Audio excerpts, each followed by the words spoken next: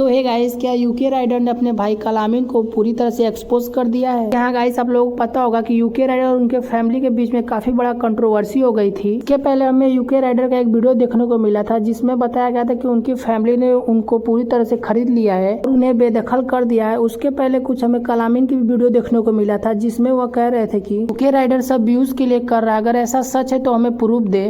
में UK rider की तरफ से एक वीडियो देखने को मिला है प्रूफ के साथ, जिसमें वो अपने फैमिली और अपने ब्रदर को एक्सपोज कर दिए हैं। उन्होंने क्या कहा, चलिए मैं आप लोगों को मेन पार्ट दिखा देता हूँ। अगर पूरी वीडियो देखना है तो आप लोग उनके चैनल पे जाकर देख सकते हैं। इंसान को तो जरूर होगा, आप लोगों को ऑलरेडी पता है कि over the period of time क्या चीजें चली हैं एंड किस हालतों से मैं गया हूँ।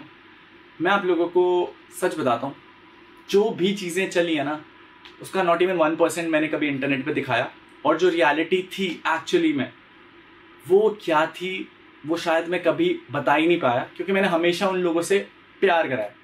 बट मैं आपको आज की डेट पे बता देता हूँ, ये सब चीज़ें चलने के बाद भी मैंने सोच लिया था अपनी ज़िंदगी में कि भाई मैं अपने बच्चे के साथ अपना एक नया जीवन शुरू करूँगा। बट देन बैक डाउन, एक हफ्ते पहले ऑलमोस्ट पुलिस स्टेशन से मैं जहाँ सही था मैं वहाँ सही था, और जहाँ मैं गलत था वहाँ पर भी मैंने चीज़ें डाली है। मेरा मोटिव ये था कि मेरी जो रियल साइड है ना, चाहे मैं सही हूँ चाहे मैं गलत हूँ, वो मैं एज इट इज बता सकूं।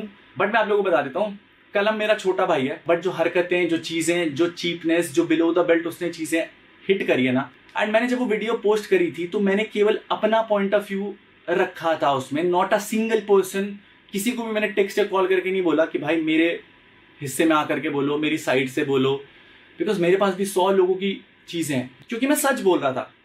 आई गेस सहारे की जरूरत या ग्रुपिज्म की जरूरत उसको पड़ती है जो अपने झूठ को डिफेंड कर रहा होता है। एंड ये सारी चीजें मैं आज इसलिए डिस्कस कर रहा हूँ कि हर बारी अच्छा बन करके लड़ाइयां नहीं जीती जा सकती। कभी कभी जब आप चुप रहते हो ना तो आप बहुत जगह गलत साबित होने लग जाते हो। आई गेस पता क्या होता है, जब आप सामने वाले से प्यार करते हो ना तो आप उसकी हर एक गलती छुपा देते हो, उसकी असलियत छुपा देते हो। बट उसको भी करने की हद होती है। मैंने प्यार मांगा, मुझे प्यार नहीं मिला, एंड सामने से हमेशा ऐसी चीजें मिली हैं जो कभी एक्सपेक्टेड नहीं थी। तो that is why guys, welcome to the series जहां पर मैं अपनी लाइफ के रियल लाइफ इवेंट्स के बारे में बात करने वाला हूं, एंड वो हर एक चीज सच्चाई पर बेस्ड होगी। और ये स्टोरी सच या झूठ पे नहीं आधारित है, ये स्टोरी एकदम फैक्ट्स, एक्चुअल कॉन्वर्सेशन से आधारित है। और इसका सबसे बड़ा जज आप लोग हैं, यू नो लाइक आप लोग ही डिसाइड कर सकते हैं, बिकॉज ये स्टोरी एकदम एज इट इज की क्लियर दिखाई जाएगी। So let's start with the episode guys, chapter 1। भाई तू इतना गिर सकता है ये मैंने सोचा नहीं था। मैंने जब वो वीडियो अपलोड करी थी तो मैंने केवल 4 चीजों के बारे में बात करी थी। पहला, रितिका का गृह प्रवेश क्यों नहीं हुआ और उसे किचन में खाना क्यों नहीं बनाने दिया गया। दूसरा, मेरी जो प्रॉपर्टी आपने हड़पने की कोशिश की थी, आपने जब मुझे डिसोन कर दिया था, आपने मेरे नाम क्यों नहीं करी जब आपने मुझे बेदखली कर दिया था जायदाद से। तीसरा ये पॉइंट था कि हम अपने राइट्स के लिए लड़ रहे थे। और चौथा ये पॉइंट था कि जब मैं ऐसे सब कुछ छोड़ छाड़ के भी गया था ना, तो भी आप रितिका की फैमिली में घुस रहे थे। आप हर एक चीज को लेकर के बस उसको और मुझसे अलग करना चाहते थे। मैंने इन 4-5 चीजों के आंसर मांगे थे, बट इन 4-5 चीजों के अलावा आई गेस कलम ने ना बहुत मैनिपुलेटिवली वो पूरा पीओवी इंटरनेट का बांटने की कोशिश करी। मेरी पास्ट लड़ाइयों पे, मेरे पास्ट रिलेशनशिप पे, मेरी पास्ट कंट्रोवर्सीज पे। इवन मैं आपको बता देता हूँ, मेरे साथ के लोगों को लेकर के आया, मेरे लिए जो काम करते थे, जिनको मैंने भाई माना था। एंड मैं आपको बताऊं, मेरे को पता था ये सारी चीजें होनी है, बट जब तू ये कर रहा था ना, मुझे पता था तू ये करेगा।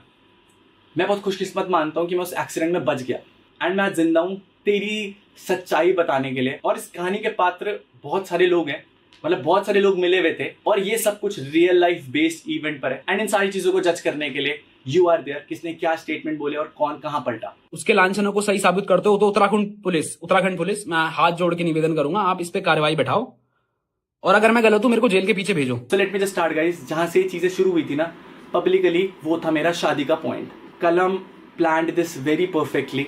उस टाइम पे ना ऐसा लगता था ये मेरा भाई है, मेरे भले के लिए ही सोच रहा है। बट आज जब मैं चीजें रियलाइज करता हूँ ना भाई, तो मेरे को बहुत दुख लगता है कि मेरे भाई ने मेरे को बर्बाद करने में कोई कसर नहीं छोड़ी। एंड इस एपिसोड के एंड पे कोई इस लेवल की कॉन्स्पिरेसी कैसे कर सकता है और इतने कर्म कांड बैक एंड पे करके दुनिया के सामने सबसे अच्छी इमेज लेकर के घूम रहा है। गाइस मैं प्रूफ के लिए ना फोन यूज करने वाला हूँ, बिकॉज भाई को लास्ट टाइम भी प्रूफ दिए थे, नहीं समझ में आए।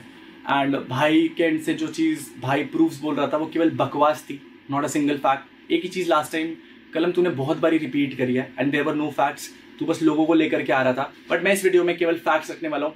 ये वाली कॉन्वर्सेशन रखने वाला हूँ और पूरी कॉन्वर्सेशन दिखाने वाला हूँ डेट वाइज जहाँ से ये चीज़ें शुरुआत हुई थी। So you know guys, Ritika and me were in a relationship and हम लोग बहुत टाइम पहले मिले थे। ऑलमोस्ट हम लोगों को 1.5-2 साल हो चुका था साथ में। बिकॉज बहुत सारे लोग तो अभी भी यही सोच रहे हैं कि ये शादी में हुआ है, but this was pre plan. ये बहुत पहले ही प्लान हो चुका था और इस पूरे प्लान की परफेक्ट एंडिंग हुई है शादी में। एंड मैं जो चीज़ें बोल रहा हूँ ना, मैं हर एक पॉइंट प्रूव करूँगा विद एवरीथिंग। बाकी कमेंट्स में आपका डिसाइड करना बनता है। सो रितिका एंड मेरा ना रिलेशनशिप को ऑलमोस्ट 2 साल हो गए थे। एक दिन रैंडमली ना कलम का मेरे को मैसेज आया व्हाट्सएप पे कि भाई तू रितिका के लिए सीरियस है। मैंने कहा हाँ यार भाई, मैं रितिका के लिए सीरियस हूँ because I am dating her and मैं सच में उससे शादी करना चाहता हूँ। एंड ये चैट मेरी और कलम की है। मैं तीसरे बंदे की चैट किस पर्सपेक्टिव में बोली गई है वो नहीं लेकर के आऊंगा। तेरे और मेरे परिवार की बात है and I will talk about Shreya also because वो उस टाइम पे तब इन्वॉल्व थी जब मेरी और रितिका की शादी थी and you are not married. तो तब भी आप उसे परिवार का ऐसा समझते थे। तो मैं अपने परिवार और आपके परिवार की बात करने आऊँ, उसके अलावा किसी की नहीं तो केवल टाइम वेस्ट होगा इस वीडियो में लोगों का। सो जुलाई 11 फर्स्ट मैसेज आया था मेरे को कलम का। कलम हम लोगों को वीडियोस में देखता था एंड उसने पहली बार मैसेज करा मेरे को कि तू ये रितिका के लिए सीरियस है। मैंने कहा हाँ जी भाई, मैं रितिका के लिए सीरियस हूँ। तो मेरे को एक चीज बोली उसने कि भाई व्लॉग में ना रितिका को थोड़ा कम दिखा, ये कर वो कर, तू व्लॉग्स में ना पूरी फैमिली रिप्रेजेंट कर रहा है एंड तू जब रितिका को व्लॉग्स में लेता है तो परिवार वालों की और मेरी बेइज्जती होती है। एंड उस बेइज्जती के कारण अगले साल मुझे श्रेया से शादी करनी है। तो श्रेया के घर वाले भी बोल रहे हैं कि भाई तू लड़की के साथ व्लॉग्स बना रहा है एंड उससे कहीं ना कहीं घर वालों की इज्जत डाउन हो रही है। और तेरी इज्जत तो बहुत ही डाउन हो रही थी क्योंकि श्रेया के घर वालों को भी शायद अच्छे नहीं लगते थे उस पॉइंट ऑफ व्यू पे मेरे व्लॉग्स, क्योंकि रितिका आती थी। And at the same time Ritika के डैड नहीं थे, मेरे को पता था, रितिका को पता था। हम लोगों ने टाइम स्पेंड करा, हम लोगों ने सोचा हम लोग फ्यूचर साथ में बिताएंगे। तो इसने मेरे को बोला कि भाई तू रितिका से शादी करना चाहता है, एक काम कर, जब से तू शादी कर लेगा फिर उसके बाद व्लॉग्स में दिखाइयो, तब अच्छा रहेगा। शादी से पहले अगर तू व्लॉग्स में उसे दिखा रहे ना तो फिर इंसल्ट होती है। मुझे लगता है मेरे भाई आज की डेट पर जब मैं वो चीज़ें देखता हूँ, जब तू मुझे वो टेक्स्ट करता था तो उस टाइम ना मैं तेरी बहुत इज्जत करता था और मैं तेरे पे बहुत भरोसा करता था। मैंने कहा हाँ भाई, लाइक तू सही बोल रहा है, क्या पता हो रही हो, लाइक यू नो क्या पता एक्चुअली में हो रही हो चीज़ें, मुझे दिखाई ना दे रहा हो। बट जब मैं से पूछता था ना चीज़ों को लेकर के, मैंने कहा भाई बट तू भी तो व्लॉग्स में जॉइंट दिखा रहा है, स्मोकिंग दिखा रहा है, अल्कोहल दिखा रहा है, इवन तेरे गानों के लिरिक्स ऐसे लिरिक्स होते थे जो शायद मम्मी भी ना सुन पाए। मैं आपकी मम्मी की बात कर रहा हूँ बिकॉज मेरे को तो आपने डिसोन कर दिया है।